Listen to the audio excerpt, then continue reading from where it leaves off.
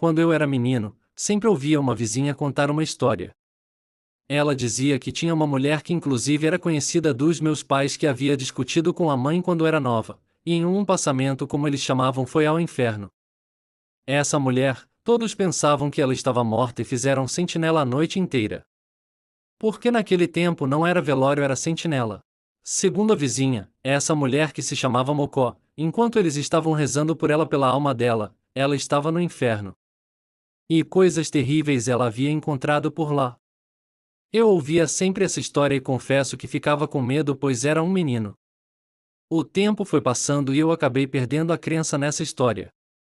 A partir de quando fui crescendo, fui adquirindo novos conhecimentos, e fui percebendo que nada daquilo era verdade. Mesmo assim, a história de Mocó me acompanhou por muito tempo. Mesmo sem acreditar no acontecido, essa história me acompanhava ao longo do meu crescimento. O tempo foi passando. E um dia, conheci uma família recém-chegada do sertão alagoano. Essa família era muito simpática. Tinha 3 moças, 2 rapazes e os 2 velhos que eram gente boa. Seu Kleber e Dona Maria eram os chefes da família. Ricardo e Juan eram os 2 irmãos.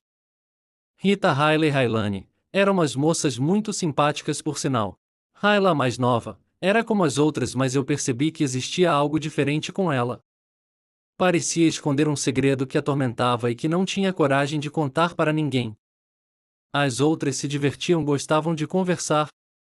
Mas ela sempre ficava meio quieta. Conversava mais, tinha alguma coisa que não a deixava tranquila.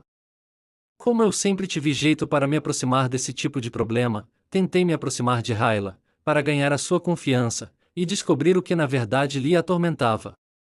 As outras meninas, Rita e Railane, ficaram com ciúmes e questionaram por que eu dava mais atenção a Raila. Eu expliquei para as meninas que não era nada, era porque eu sentia que a irmã delas era muito carente. Um certo dia, era ensaio de quadrilha junina, e todos da casa foram olhar. Mas Raila não quis e ficou sozinha. Como eu nunca andei em festas, ela me chamou para fazer companhia a ela até o povo voltar. Eu, como tinha confiança, fui. E foi aí que ela resolveu me contar o seu segredo. Ela me contou tudo o que lhe atormentava desde a sua infância, e que nunca ela havia contado a ninguém. Ela sentou do meu lado e com a voz meio estranha, assim começou. O segredo de Raila. Capítulo 1. Eu não sei se a minha mãe te contou que o meu tio Clayton foi assassinado. Eu tinha uns 8 anos quando isso aconteceu. Esse tio gostava muito de mim e eu dele. Eu era muito inocente naquela época, não sabia de nada. Não sabia que o mundo era cheio de maldades. Um dia, chegou um parque na cidade, e o meu tio me levou já que as minhas irmãs não quiseram ir. Estávamos nos divertindo muito quando de repente, chegou 4 homens estranhos em um carro preto e chamou meu tio. O meu tio tentou correr, mas aqueles caras encapuzados deram vários tiros no meu tio, que morreu ali mesmo. Ali eu fiquei sem saber o que fazer. Era longe e eu não conseguia voltar para casa. Vi o meu tio morrer na minha frente, saí correndo desesperada sem saber para onde ia e me perdi na rua. Felizmente, fui encontrada pela polícia, e logo me levaram para casa. Foi difícil superar a morte do meu tio. A imagem tudo dele me perseguia.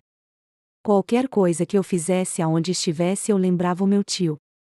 Fiquei muito estranha e aos 10 anos eu caí em depressão.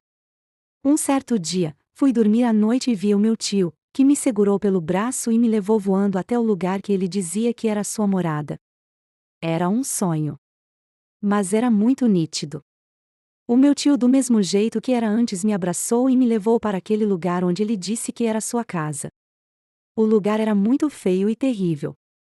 Eu tive medo e quis voltar, mas ele trancou a porta do quarto e ficou comigo em um lugar escuro. Ele me tranquilizava e dizia que não ia acontecer nada comigo. Mas realmente aquele lugar era muito feio e muito estranho. Depois, ele saiu para buscar comida e me deixou sozinha naquele quarto escuro. Eu chorava e implorava a ele para me deixar ir embora, mas ele dizia que eu era dele, e que eu ia viver com ele. De repente, surgiu em minha frente uma menina que tinha mais ou menos a minha idade. Ela tinha os olhos vermelhos cor de fogo, e tinha uma capa preta. Ela chegou e disse: Você tá com medo? Mas não é preciso ter medo. Eu vim aqui para te fazer companhia. Relaxa, vamos brincar? Se você ficar assustada assim, ele vai te pegar. Ainda criei coragem e perguntei àquela menina: Ele quem? E ela me disse: O pega. O pega. Naquele momento, ela me chamou para mostrar os seus brinquedos. Eu fiquei sem entender, pois era tudo escuro, não se via nada ao redor. Mesmo assim, aquela menina segurou na minha mão e eu fui com ela. Fiquei mais assustada ainda quando ela me apresentou os seus brinquedos. Tinha várias bonecas. Uma sem cabeça, outra sem braço, algumas com os olhos furados. Perguntei a ela por que as bonecas eram todas assim e ela me disse que não ia me explicar nada e que eu só brincasse com ela porque ela estava se sentindo sozinha. Não quis brincar pois estava muito assustada e de repente aquela menina começou a chorar. Mas ao invés de sair lágrimas dos olhos, saía faísca de fogo. Eu gritava desesperada, assustada, quando meu tio chegou com a comida. Se você soubesse que tipo de comida o meu tio levou, você nunca mais ia querer comer nada com nojo. Era poções de besouros, baratas, grilos e gafanhotos. Todos preparados para eu comer. O meu tio só me dizia para comer pois era muito gostoso. Não quis comer e ele mais uma vez disse: Se você não comer ele vai te pegar. Eu só perguntei: Ele quem? E ele disse que era o pega. Graças a Deus, antes que o meu tio botasse a primeira colherada na minha boca, eu acordei, mas o nojo era tão grande que eu tive uma crise de vômito.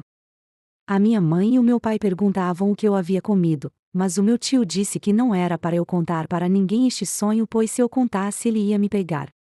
Não contei porque eu tive muito medo, pois era muito nítido aquele sonho. 7 noites depois, fui dormir mais cedo e outra vez sonhei com meu tio que me levou de novo para aquele lugar. Mas aí eu te contarei o que aconteceu, no próximo capítulo.